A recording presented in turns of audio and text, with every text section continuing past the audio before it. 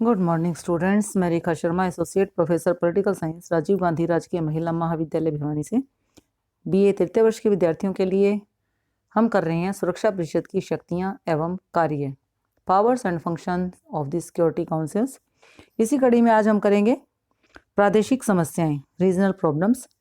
ऐसी समस्याओं के समाधान हेतु जिनके संबंध में प्रादेशिक कार्रवाइयाँ ही उचित हैं, प्रादेशिक अभिकरण अथवा संगठन हो सकते हैं, परंतु ऐसे संगठन अथवा अभिकरण और उनकी कार्रवाइयाँ संयुक्त राष्ट्र संघ के प्रयोजनों एवं सिद्धांतों के अनुरूप होनी चाहिए। सुरक्षा परिषद स्थानीय झगड़ों को ऐसे प्रादेशिक संगठनों के माध्यम से सुलझाए जाने को प्रोत्साहन देगी। ये लिखा गया है अनुच्छेद 52 में।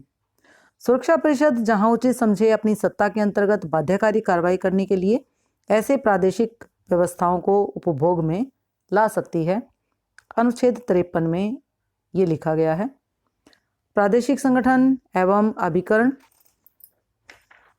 अंतर्राष्ट्रीय शांति और सुरक्षा को बनाए रखने के लिए जो भी कदम उठाएंगे उनकी सूचना नियमित रूप से सुरक्षा परिषद को दी जाएगी।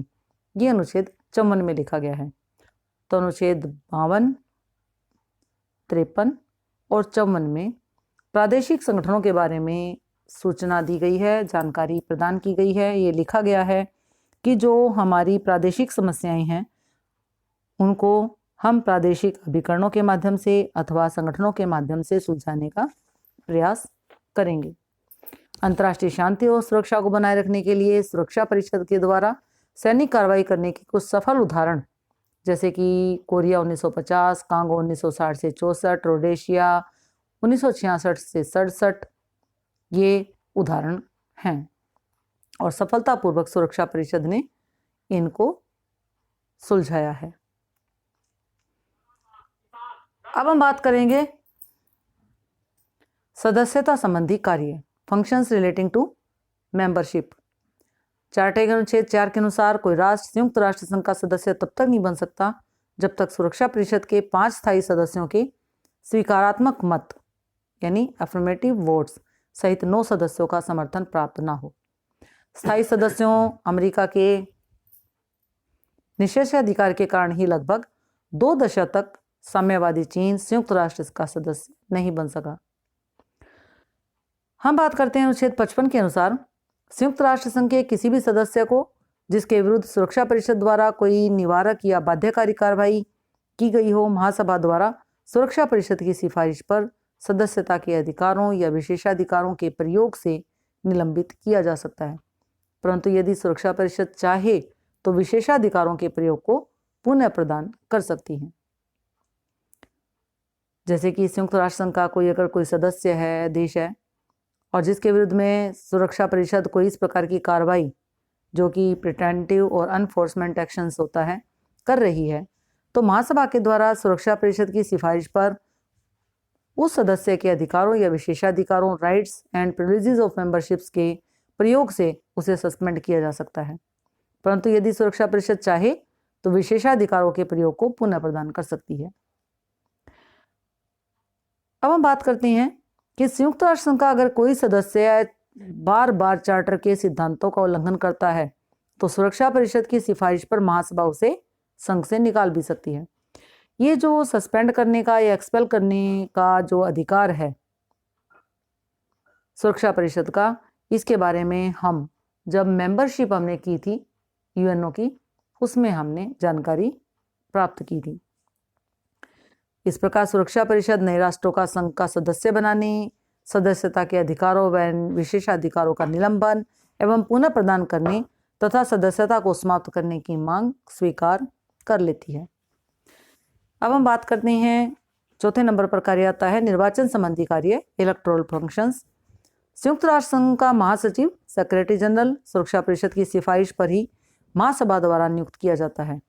सुरक्षा परिषद महासभा से मिलकर अंतर्राष्ट्रीय न्यायालय के न्यायाधीशों का चुनाव करती है। यानी जो निर्वाचन संबंधी कार्य है उनमें से संयुक्त राष्ट्र संघ के जो अंग, महत्वपूर्ण अंग है सुरक्षा परिषद, उसके पास कौन सा है? वो है संयुक्त राष्ट्र के महासचिव का निर्वाचन करने का कार्य, और इसके अलावा अंतर्राष्ट्रीय न्यायालय के न्यायाधीशों का चुनाव करने का कार्य। अब हम बात करते हैं नंबर 5 पर है चार्टर में संशोधन, अमेंडमेंट इन द चार्टर। संयुक्त राष्ट्र संघ के चार्टर में संशोधन के प्रस्ताव महासभा के द्वारा अथवा संयुक्त राष्ट्र के सदस्यों के सामान्य सम्मेलन द्वारा किए जा सकते हैं। ये संशोधन उसी समय प्रभावी होते हैं जब वे महासभा के कुल सदस्यों के 2/3 बहुमत द्वारा स्वीकार कर लिए जाएं, जिसमें सुरक्षा परिषद के सभी स्थायी सदस्य शामिल हों। अर्थात चार्टर में जो संशोधन किया जाएगा वो उसी समय प्रभावी होगा सुरक्षा परिषद के द्वारा लिया गया जो भी निर्णय है कि जब महासभा के कुल सदस्यों के 2/3 बहुमत के द्वारा इसे स्वीकार कर लिया जाए और इसमें सुरक्षा परिषद के सभी स्थायी सदस्य यानी 5 के 5 स्थायी सदस्य इसमें शामिल होने चाहिए और उनकी सहमति हो। नंबर 6 पे आता है जो कि इसका लास्ट कार्य है, हम इसमें करेंगे, वो है निरीक्षणात्मक कार्य, सुपरवाइजरी फंक्शंस। चार्टर के अनुच्छेद 26 के अनुसार सुरक्षा परिषद का ये दायित्व है कि वह शस्त्र नियंत्रण यानी रेगुलेशन ऑफ आर्मामेंट्स की दृष्टि से एक यंत्र की या एक तंत्र की स्थापना करने की योजनाओं की रूपरेखा तैयार करे तथा संयुक्त राष्ट्र संघ के सामने पेश करे। यह कार्य सुरक्षा परिषद सैन्य स्टाफ समिति की सहायता से करेगी। अनुच्छेद 83 के अनुसार सामरिक महत्व के क्षेत्रों के संबंध में संयुक्त राष्ट्र संघ ने जो दायित्व ग्रहण किए हैं उन्हें निभाने का भार भी सुरक्षा परिषद पर है। सुरक्षा परिषद के अंतर्गत इन क्षेत्रों की राजनीतिक, आर्थिक, सामाजिक एवं शैक्षणिक प्रगति के लिए सुरक्षा परिषद सहायता का कार्य करेगी।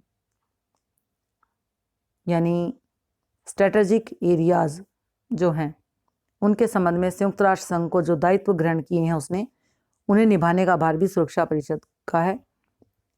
और संरक्षण परिषद जो ट्रस्टीज काउंसिल है उसके अंतर्गत भी इन क्षेत्रों की राजनीतिक, आर्थिक, सामाजिक और शैक्षणिक प्रगति के लिए सुरक्षा परिषद सहायता का कार्य करेगी। हमने जो सुरक्षा परिषद की शक्तियों के बारे में बात की, उसके शक्तियां जो हैं वो उसके कार्य हैं जो उसको सौंपे गए हैं और वो कार्य महत्वपूर्ण कार्य हैं जिनके आधार पर यूएनओ खड़ा हुआ है। सबसे पहले जो उनके उद्देश्य थे वही उसके कार्य हैं।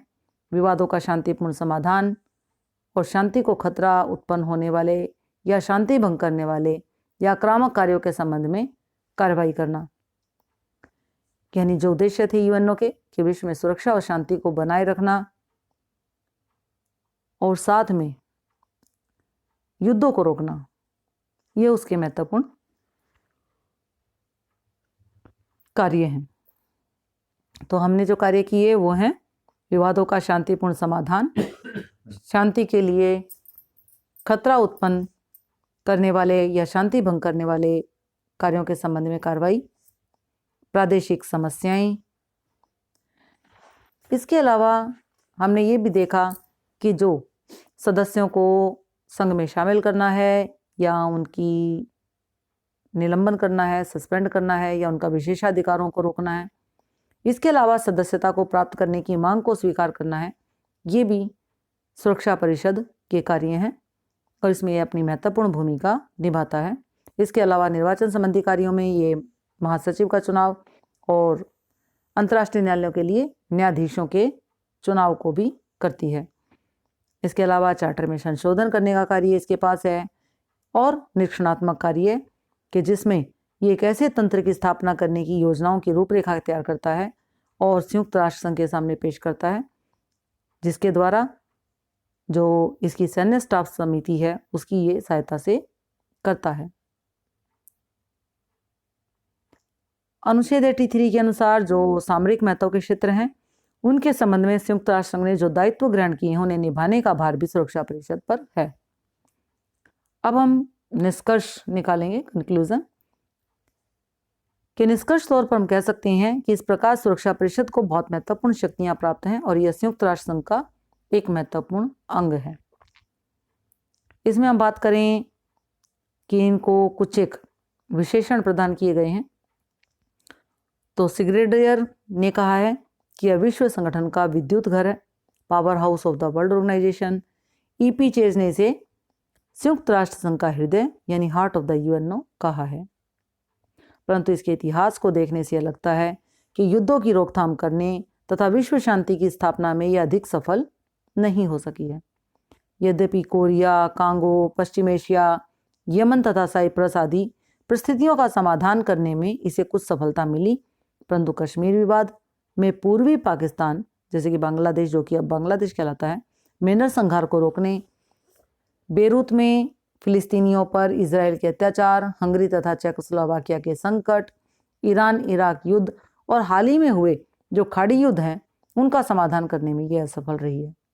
इसका मुख्य कारण सोवियत संघ तथा अमेरिका के बीच विश्व राजनीति में प्रधानता स्थापित करने की होड़ तथा सुरक्षा परिषद के स्थायी सदस्यों द्वारा बार बार निषेधाधिकार का प्रयोग तथा इसके सदस्यों के द्वारा इसे सहयोग न देना इत्यादि शामिल है। वास्तव में सुरक्षा परिषद 5 स्थायी सदस्यों के हाथों में एक खिलौना बनकर रह गई है और अपने निर्माताओं की आकांक्षाओं को पूरा करने में असफल रही है। इस बात का समर्थन करते हुए निकोलस ने लिखा कि आश्चर्य की बात है कि सुरक्षा परिषद अपने निर्माताओं की आशा के अनुसार सफलता प्राप्त नहीं कर सकी, जैसा कि यथार्थवादी राजनीतिज्ञों ने सन 1945 में कल्पना की थी। और यह संस्था जो इतनी शक्ति संपन्न है, उसके पास सैनिक स्टाफ समिति और सेनाएं हैं और जो युद्धोत्तर विश्व में वास्तव में कार्य कर सकती है। परंतु शीत युद्ध के समाप्त हो जाने और अमेरिका और रूस के बीच तनाव कम हो जाने से इसके अधिक सफल होने की संभावनाएं बन गई थी और इस प्रकार से जब दोनों देशों में शीत युद्ध समाप्त हो गया और इनमें तनाव कम हो गया तो सुरक्षा परिषद अपने अनुदेशों को पूरा करने में, अपने कार्यों को पूरा करने में सफलता की ओर लगातार बढ़ती जा रही है। धन्यवाद।